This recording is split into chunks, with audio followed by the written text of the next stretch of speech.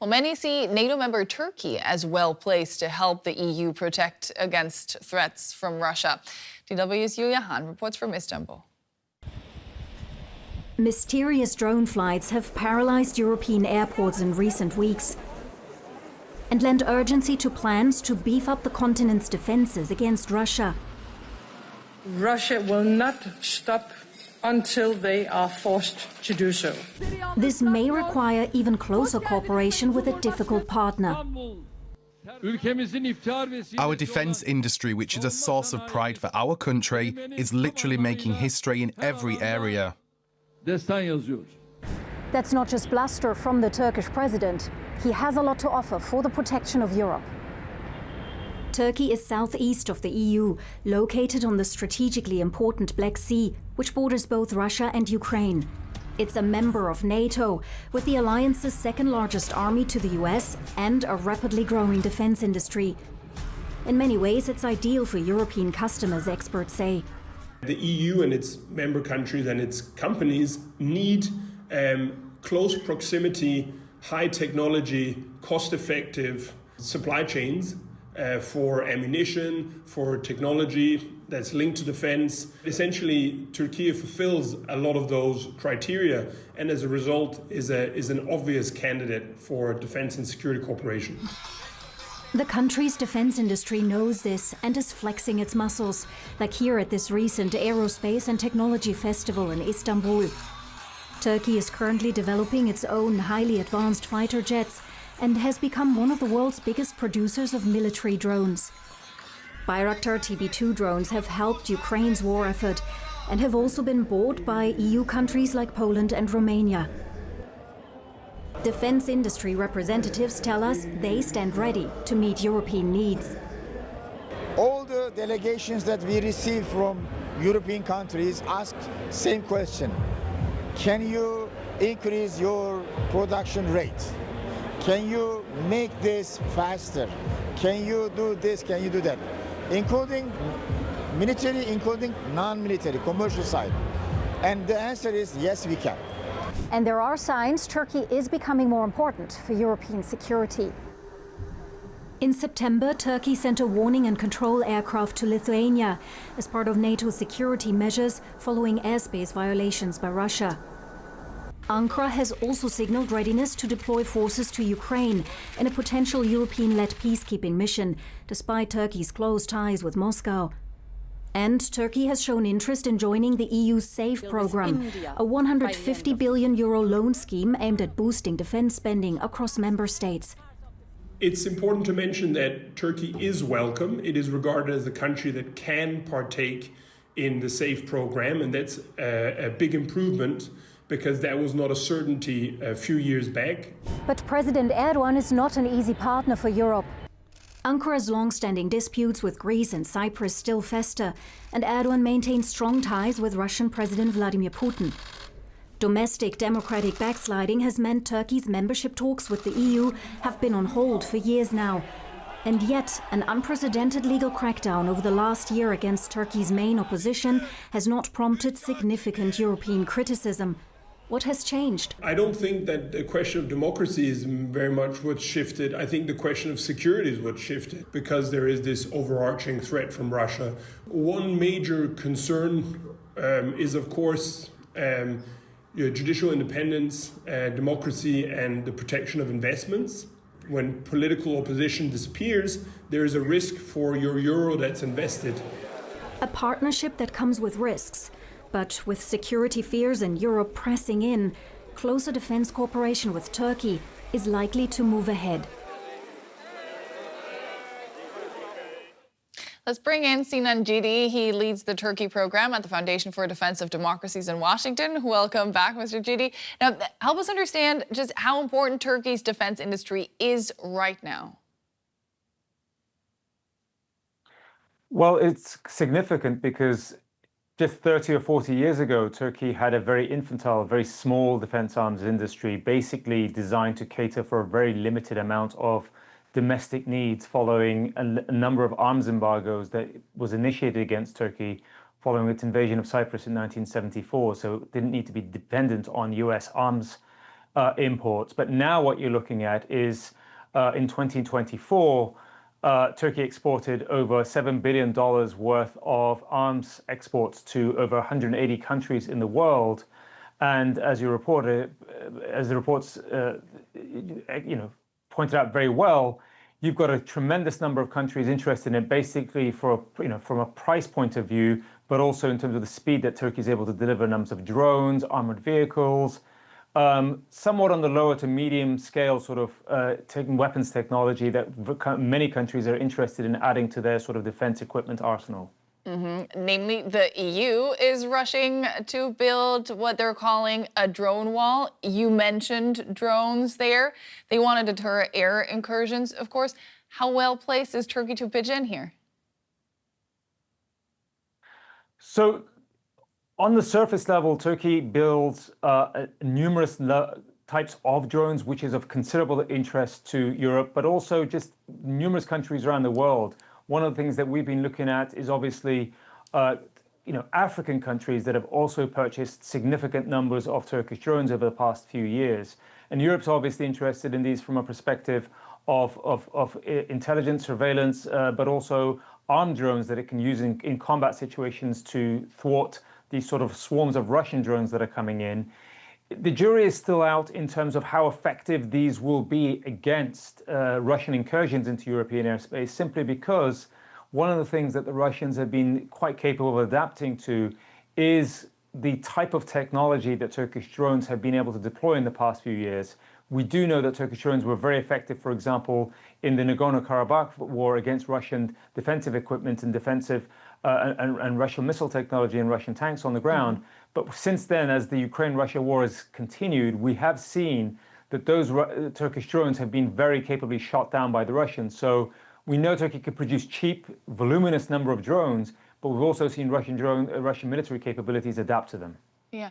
Turkey has, of course, we saw it in the report there, strong ties to Russian President Vladimir Putin. How does that relationship affect Ankara's security cooperation with Europe? It's very complicated and it's very strainful.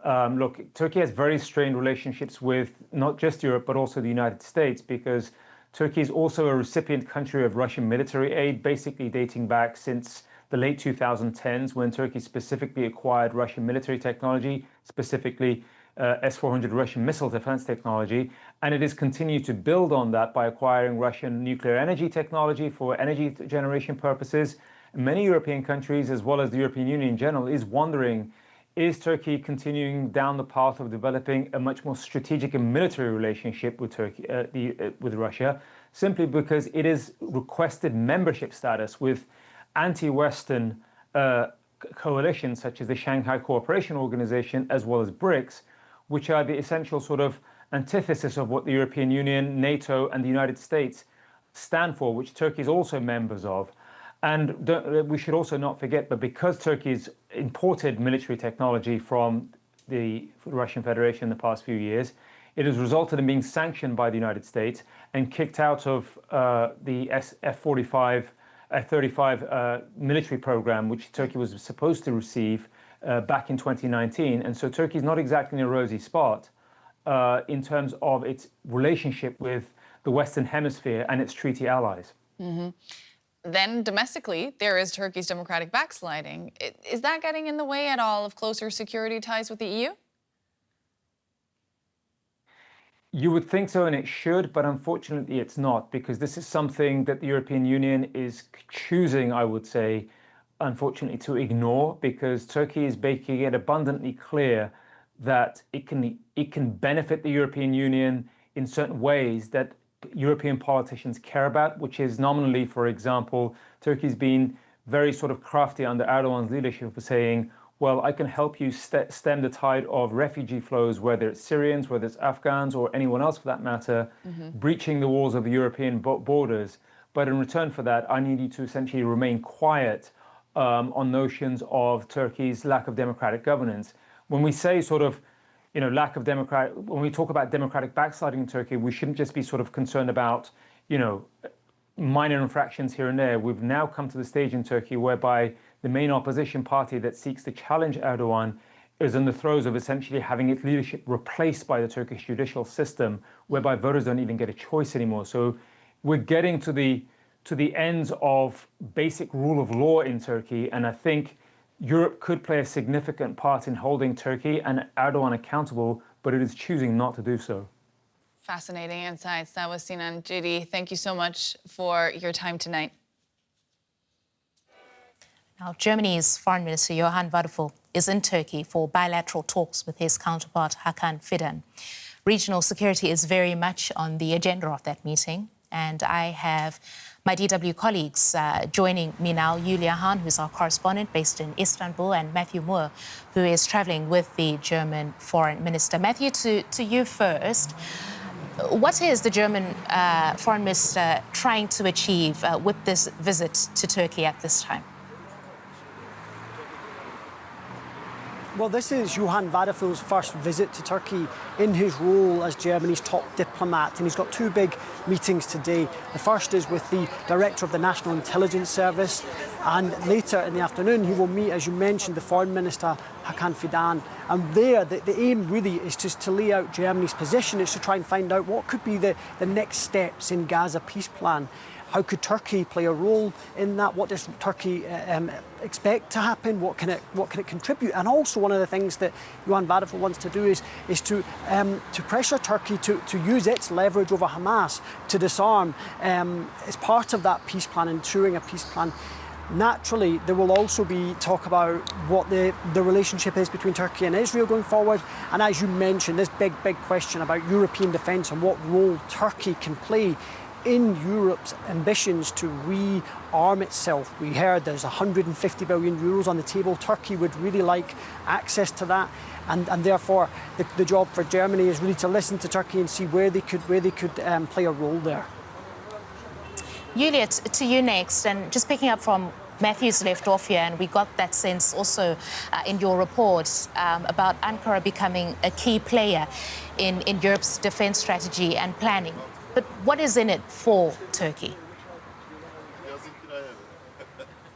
Well, I think Turkey stands a lot to gain from closer security and defence cooperation with Europe. Turkey is already a powerful NATO ally, and its partners see it as crucial when it comes to bolstering the alliance's eastern flank. Now, if you look, for example, at the EU's SAFE program, it's a massive financial package designed to boost investment in European defence industries. And Turkey wants a piece of that cake. It would help an already ambitious domestic defence industry here, especially when you look at the fact that the Turkish economy is still in crisis mode. Another issue are the Eurofighters that Turkey has been seeking to buy, and Germany has green-lighted a preliminary phase for selling 40 Eurofighters to Turkey. Germany was previously opposed to the sale and has reversed its decision. So these are some steps taken towards closer cooperation. And then you have to also see that Turkey views itself as being part of an increasingly volatile region.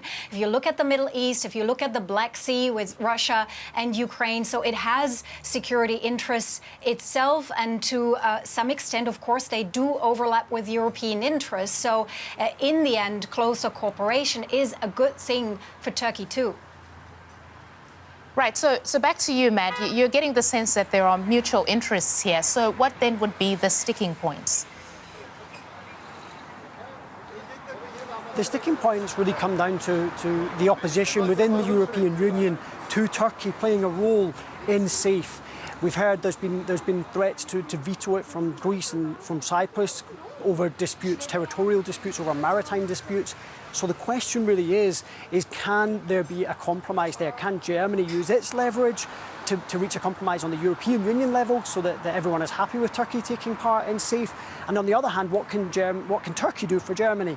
And so we will see. I'm sure there'll be discussions about whether Turkey is upholding EU standards and values, especially when it comes to the rule of law and democracy. And so they'll be saying, is Turkey willing to make moves on that front in order for us to make sure that Turkey can play a role, a very important role in SAFE, in this defence procurement programme that the European Union is undertaking? Yulia, you were talking about the region a short moment ago, and I guess we should pick up on that because we did see Turkey's President Erdogan at the start of that week at that meeting in Sharm el-Sheikh where President Trump unveiled his plan for peace in Gaza. What then is Turkey's role in Gaza? Well, I do expect this to feature very high on the agenda today when the two foreign ministers, the German and the Turkish one, meet, because Matthew just mentioned there that the German foreign minister has a meeting with Turkey's intelligence chief, Ibrahim Kalin, and he is seen as being one of the key figures that helped lock Hamas into that ceasefire deal. And I think the German expectation is that Turkey that has strong ties with Hamas, that has received Hamas delegations here, some senior members are believed to live here in Turkey, that it will continue to use its leverage over the group to make sure that as we head towards the implementation of the next steps of that larger 20-point peace plan, that Turkey will continue to use its leverage. At the same time, there is this expectation on the Turkish side that Israel's allies, mainly of course the US, but also Germany, do their part to make sure that Israel sticks to the terms of that agreement. And then I think they have common interests when it comes to getting humanitarian aid into Gaza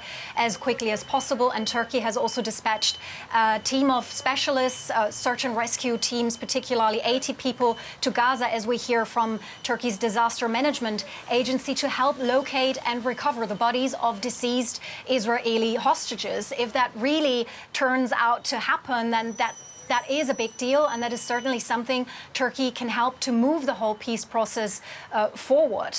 Because that's a main demand, of course, on the Israeli side. They want the bodies back of all hostages. They got the ones that are still alive, and the deceased ones, they also want all of the deceased bodies back.